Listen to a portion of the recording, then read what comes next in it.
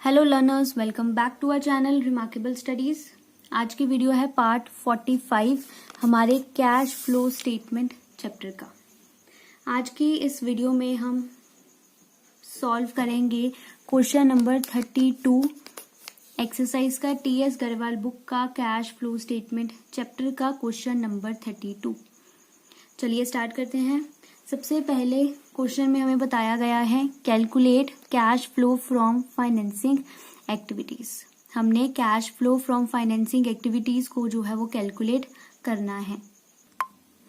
Financing activities क्या होती हैं और हम इनमें किन किन आइटम्स को इंक्लूड करते हैं ये मैं ऑलरेडी पार्ट 3 में समझा चुकी हूँ। अगर आपने अभी तक पार्ट 3 नहीं देखा है तो आप उसे जरूर देखिए। पार्ट का लिंक आपको डिस्क्रिप्शन बॉक्स में मिल जाएगा, आप वहां से चेक कर सकते हैं। चलिए स्टार्ट करते हैं हम। सबसे पहले आपको देखिए क्वेश्चन में पर्टिकुलर्स गिवन है और पर्टिकुलर्स में जो है वो आपको बताया गया है लॉन्ग टर्म लोन।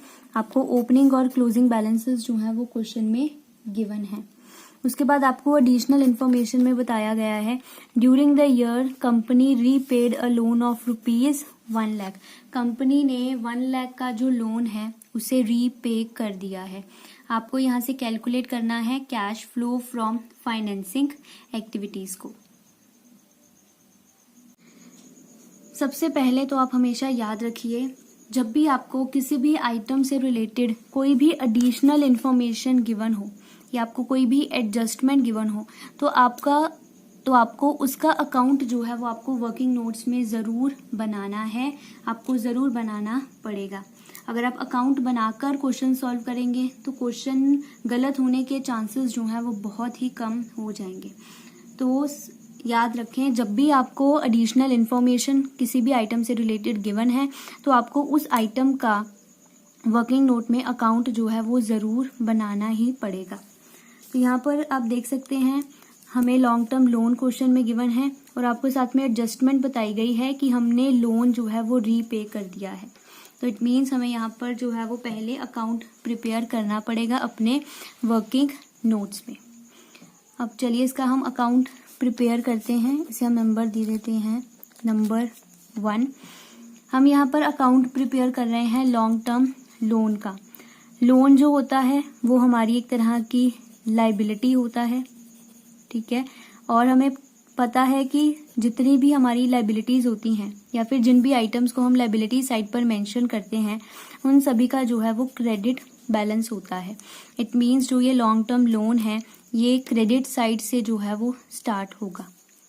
तो क्वेश्चन में आपको ओपनिंग बैलेंस गिवन है तो हम यहाँ पर लिख देंगे by balance brought down. Opening balance आपको क्वेश्चन में गिवन है 2 लाख और क्लोजिंग बैलेंस आपको क्वेश्चन में गिवन है 2 बैलेंस कैरिड डाउन 2,50,000 का। उसके बाद देखिए आपको एडिशनल इंफॉर्मेशन में बताया गया है during the year company repaid a loan of rupees 1 lakh. Company ने 1 लाख का जो लोन है वो रीपे कर दिया है। कंपनी ने 1 लाख का जो लोन है, ठीक है, जो ये 1 लाख का हमारे पास लोन है इसमें से 1 लाख जो है वो कंपनी ने रीपे कर दिया है। अब देखिए अगर हम रीपेमेंट करते हैं लोन की तो उसकी जर्नल एंट्री क्या होगी लोन रीपे करने की। देखिए फॉर रीपेमेंट जर्नल एंट्री होगी हमारी loan account debited to bank. Loan account debited to bank.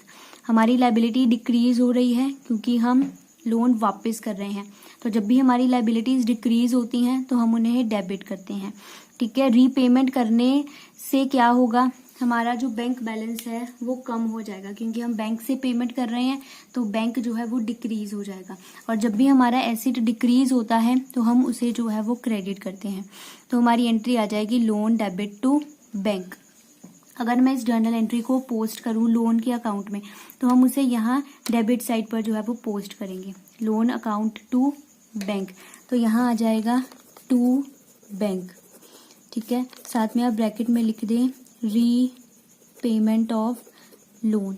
Question में आपको एडिशनल इन्फॉर्मेशन में बताया गया है कि कंपनी ने रीपे किया है 1 लाख का लोन, और हमने जो है वो यहाँ पर एंट्री को पोस्ट कर दिया है। ठीक है। उसके बाद यही एक एडजस्टमेंट आपको गिवन थी क्वेश्चन में। अब आपको जो है वो अपने अकाउंट को बैलेंस करना है। देखिए, सबसे पहले डेबिट साइड का टोटल जो है वो ज्यादा है, तो हमने यहाँ पर लिख लिया 3,50,000 जो डेबिट साइड का टोटल है।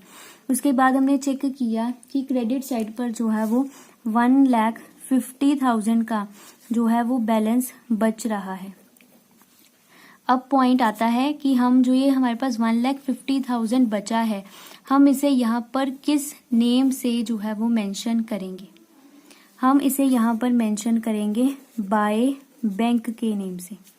आप ब्रैकेट में लिख दे रेजिंग ऑफ लोन, साथ में लिख दे बैलेंसिंग फिगर, और आपका जो ये अकाउंट है वो कंप्लीट हो गया है।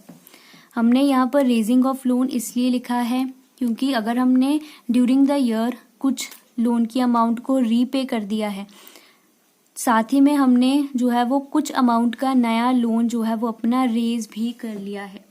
अगर हम एक नया लोन रेज करते हैं फॉर रेजिंग ऑफ लोन, तो इसकी जर्नल एंट्री जो है वो क्या होगी, इसी का ही रिवर्स होगी, bank account debited to loan account. Bank account debited to loan account. हमने लोन लिया है, इट मीन्स हमारी लायबिलिटी जो है वो इंक्रीज होगी। तो जब भी हमारी लायबिलिटी इंक्रीज होती है तो हम उसे क्रेडिट करते हैं। लोन लेने से हमारे बिजनेस में पैसा आएगा, ठीक है, तो हमने डेबिट कर दिया बैंक को, क्योंकि जब भी हमारा कोई भी एसेट बढ़ता है तो हम जो है वो उसे डेबिट कर देते हैं। तो ये आपकी जर्नल एंट्री होगी। जब मैं इस जर्नल एंट्री को पोस्ट करूंगी तो ये पोस्ट होगी इस साइड पर बाय बैंक के नेम से, और हमने इसमें जो है वो अपनी बैलेंसिंग फिगर को डाल दिया है। ठीक है। हमेशा याद रखें, फाइनेंसिंग एक्टिविटीज के जितने भी अकाउंट्स बनते हैं, चाहे लॉन्ग टर्म लोन हो, चाहे डिबेंचर्स हो, इक्विटी शेयर कैपिटल है, प्रेफरेंस शेयर कैपिटल है, सभी के जो अकाउंट्स हैं वो इसी तरह से ही बनते हैं।